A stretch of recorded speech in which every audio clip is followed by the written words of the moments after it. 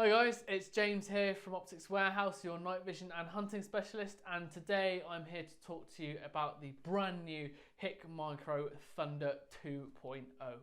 Now, usually with new products I tend to do a quick fire review. However, what I've done with this, I'm going straight into the testing phase on this one. I will talk about the product just in an overview, and then we're going to come on to the second half of the video where we're just going to go through some footage and what I think of the Thunder 2.0.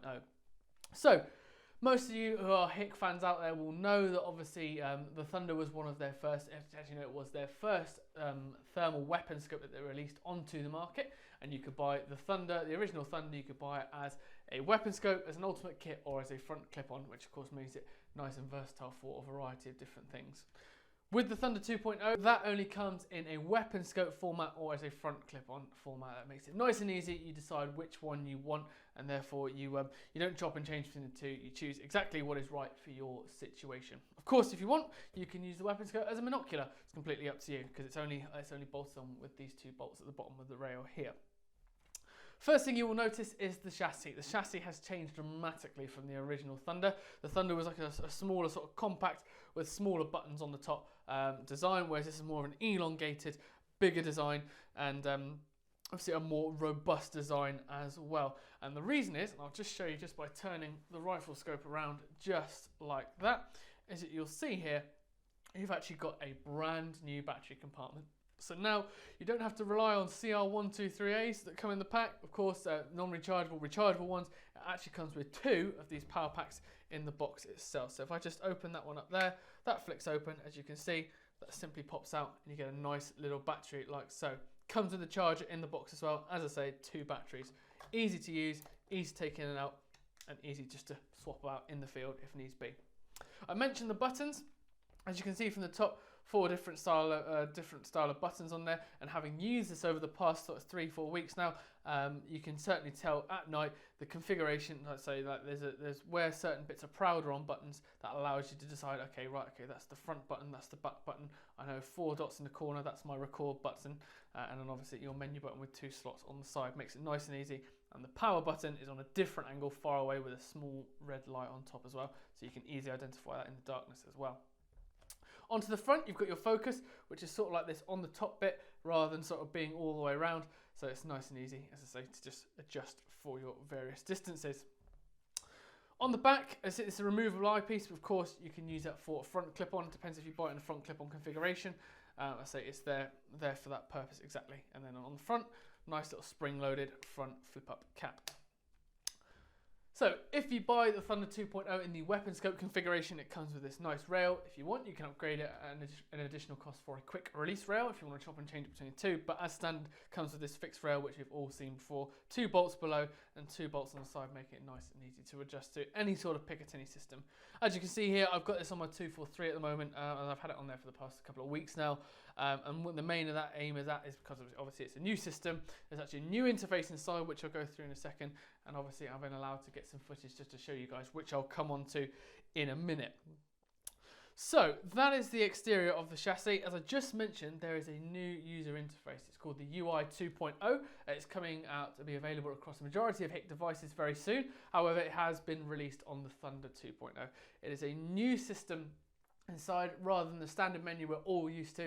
It actually sort of integrates the image and the background, so you don't lose any image while you're actually going through the menu systems as well. There's plenty more options on there as well. Easier to access brightness and contrast, network connection easy to do, and zeroing process, again, nice and simple to do. But what I will do on this new user interface in a later video, I will show you the zeroing process as well.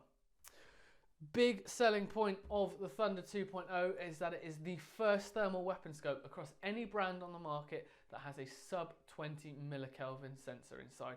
No other unit on the market has that available at the time of filming, so this does really offer a high definition when it comes to your species identification, which is absolutely paramount when it comes to thermal weapon scopes.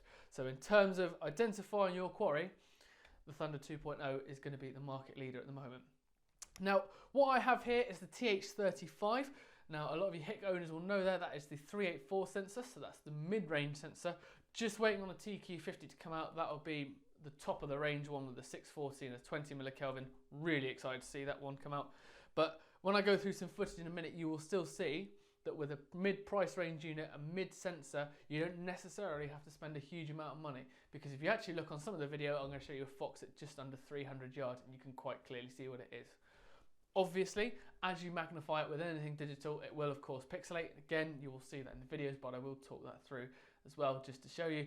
But the point is, you can clearly identify with that sub 20 millikelvin sensor that there are definitely some foxes in that footage. So I won't go into too much detail.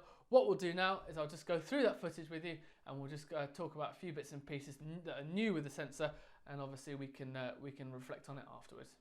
Okay, so looking here, as you can clearly see in the image, we have a fox and its cub, so vixen the cub by the looks of it, and we've also got a rabbit on the bottom left. I've just switched from white hot to black hot, just having a magnify in, and what that sub 20 millikelvin, even though, as I say, it is a 384 sensor, that sub 20 millikelvin does allow you to pick up even sort of small temperature changes, and you can really see that in the background actually, if you look at that head drive. But off they trot. As I say, I'm just having a flick through the different palettes, and again, you can really identify the brush of the fox there, making it a very key piece of equipment.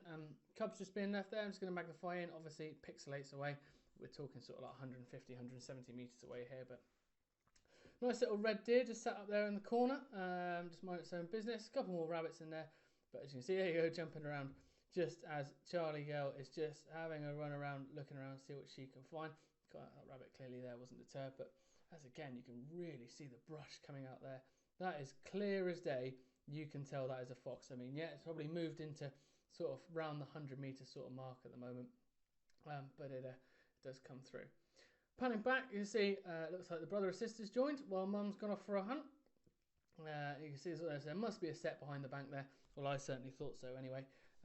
But being in this particular field, actually, there were a couple of other animals, which I'll come to in a second, that unfortunately didn't allow me to actually carry out a job on this one. However, gave me the mega opportunity, as you can see, to record 3 foxes in one field. And there you go. Just the other cub having a little run around there, just wondering what's going on. Can probably smell me a bit. That's probably intrigued by the smell. Just having a little mooch around. But you can see there, as it's running towards me, you can quite clearly see the head is actually very different from the body itself. Again, helping as a key identifying feature. So this cub here now is just having a little mooch around, just seeing what's going on. Again, just with that brush being a key factor for identifying foxes. Just move it onto black hot, just so you can see a bit of a difference there. Depends, of course, black hot, white hot always depends on the different situations, weather situations, landscape, all that sort of stuff, as to what suits your needs. As I said before, it does pixelate a bit as you magnify in, but of course it's a 384 sensor, remember that, so it's not going to be the best sensor there on the market, but it does still allow you to make that identification. Just that fox runs probably just beyond sort of 170, 180 meters there. I do quite like the fusion pattern. There you go, got the red hot, and you can clearly see the core body heat there with the sort of the white line around it, giving you the outline of the animal to make that identification as required. Just magnifying in there, just a bit of pixelation, but if you wanted to, you could of course go into picture in picture as well. Just having a little mooch around, I say, with a sub 20 millikelvin. There you go. It just allows you there to just make the landscape at the background even more defined. And there you go, back onto black hot again. Getting a bit later now, so it's a bit colder, so it really draws out the heat of the actual animal itself. And there you go. He's just having a look at me. Wonder what's going on. Bird flew over at that point. And there you go. Look here, these boys here, not too far away from me at all. So obviously no shooting in this field tonight. Didn't want to spook him. Now I just thought I'd show you this one as well. This fox here is actually out at 300 meters. He is a fair old whack away, right across the valley. But I can still clearly see the brush there. And probably for a shot like this, if I were to take a shot at 300 meters, which is not something I'd usually like to do, especially not with a house behind there, definitely not, is I'd put it in picture just to show you. But there you go, I'm just showing you the field I was in a second ago with the horses, just showing you all the rabbits. There's that deer again still. Okay, so there you go. As you can see, plenty of footage there, and this time of year there are plenty of cubs about, so obviously you can see there are a couple of cubs playing around in the field there, which obviously some might say it's quite nice to see, others say, oh, it's a bit of a hindrance. Of course, I'll leave that jury's out on that one as to how you want to decide. However, what it did, it gave me the opportunity to allow multiple targets for proper identification, and I knew that every single one there that I was looking at was a fox. Of course, a few deer and rabbits in there as well. What that sub 20 millikelvin sensor allowed us to do, as I've already touched upon, is the identification. It sort of draws that, what I call like a line around the target, allowing you to really, really see exactly what it is. A big, big bonus and a big step forward for thermal optics. Again, HIK leading from the front, fantastic piece of kit, and always affordable because it's manufactured by themselves. So it's all readily available and serviceable in the UK should anything arise. But with HIK's minimal percentage return rate, that's unlikely to happen. So, hope you've enjoyed the video. We have plenty more videos coming out on the Thunder 2.0 very soon. That'll include obviously how to zero, how to go through different color palettes, connection through the new system, going through the new user interface, all those sort of stuff. I'm really keen to show you guys exactly how this works. I've been super impressed with this unit. As I say, even though it's a mid-range sensor unit with a 384x288 sensor, but a sub 20 millikelvin, I mean, this is a superior unit. This is a fantastic quality unit. And within that price bracket, I can't see anything that even comes close to it at the moment. As always, if you've got any questions, don't forget to like, subscribe, leave your comments below, or if you want, drop us a phone call, drop us an email.